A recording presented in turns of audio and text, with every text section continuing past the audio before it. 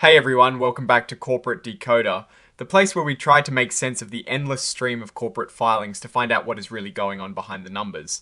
And today we've got a doozy from ProAssurance's Corporation that might have some folks a little worried about their paychecks, so stick around. So what is this thing? It is a Form 8K, a current report that companies file when something significant happens. Remember that big merger we talked about between ProAssurance and the Doctors Company?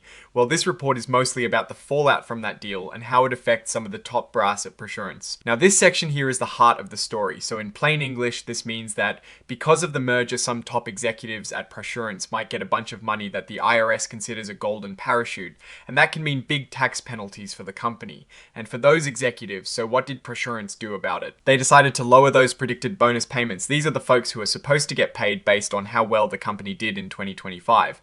But because of the merger and those potential tax issues, they're cutting those expected bonuses down to about 80% of what they originally thought they'd get. It's like saying, hey, we can't give you your full bonus because of this big deal happening, but we'll give you most of it. And here is the breakdown of who was going to get what before this adjustment. For example, Edward L. Rand Jr., the Chief Executive Officer, was looking at a bonus of $998,400. That is a lot of money to potentially adjust, but hey, rules are rules when it comes to these big corporate mergers and tax laws. Danis Hendricks, the chief. Financial Officer was set to receive $369,873. Jeffrey P. Lisenby, the Executive Vice President and General Counsel, was in line for $381,998. Kevin M. Shook, President of Eastern Alliance Insurance Group, was expecting $348,098. And Robert D. Francis, President of Medical Professional. Liability was potentially going to get $450,000. These are not small numbers, and it shows that the executives were indeed in line for significant payouts that needed careful management due to the merger. This filing is essentially a notification to the public and the regulators that they've made this adjustment to executive compensation to navigate the complexities of the merger and comply with tax regulations. It shows you the kind of detailed planning that goes into these massive corporate transactions, not just the public announcement of the deal itself. Now, every single one of these reports has this section called forward-looking statements, and it is basically a big disclaimer saying all the stuff we're saying might not actually happen. It's what management thinks will happen. But things could change, and they list out a whole bunch of reasons why that might occur. So they're talking about potential problems like the merger not actually closing on time or under the planned conditions, or maybe not getting all the necessary approvals from government bodies.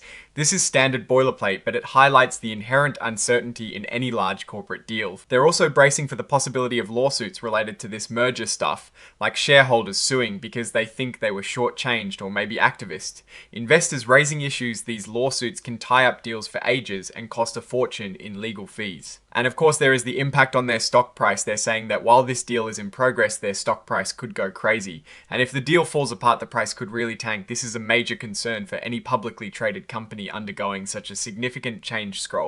The ability of ProAssurance to retain and hire key personnel. Overline, they also worry about losing their best and brightest people during this transition period.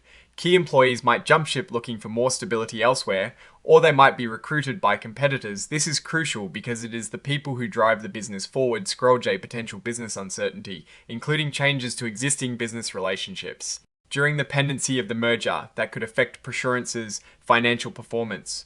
Overline, they're also concerned that just the announcement of the merger could spook their business partners or customers, leading to a drop in future business, and this uncertainty can mess with their financial results. Scroll, the occurrence of any event, change, or other circumstance that could give rise to the termination of the merger, including in circumstances requiring ProAssurance to pay a termination fee. Overline, and get this, they might even have to pay a fee if the merger gets called off. So it is not just the potential benefits that are being managed, but also the potential costs of failure. They're essentially covering all their bases with these disclaimers, a very prudent move in the corporate world. And finally, we have the signature page. This is where the official sign off happens, in this case from Jeffrey P. Lisenby, who is the General Counsel. That is it for this filing. It is a pretty specific report focused on executive compensation adjustments related to a major merger. So what is the big picture here? ProAssurance is clearly navigating the complex financial and legal landscape that comes with a large merger. They proactively aging potential tax liabilities for their top executives by making adjustments to their bonus payouts.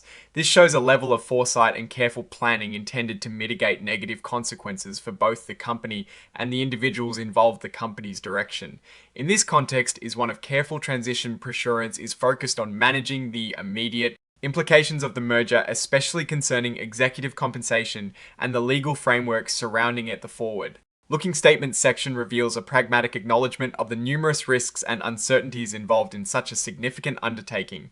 They are essentially saying that while they are pursuing this merger, a lot can still go wrong, from regulatory hurdles to potential lawsuits and disruptions to their business from a Warren Buffett perspective. You'd want to see how these executive compensation adjustments impact morale, and if the underlying business remains strong despite the merger distractions, the real test will be how ProAssurance integrates with the doctor's company, and whether the promised synergies materialize. This filing is just a snapshot of one particular aspect of the merger process. The broader financial health and strategic positioning will be clearer in future reports.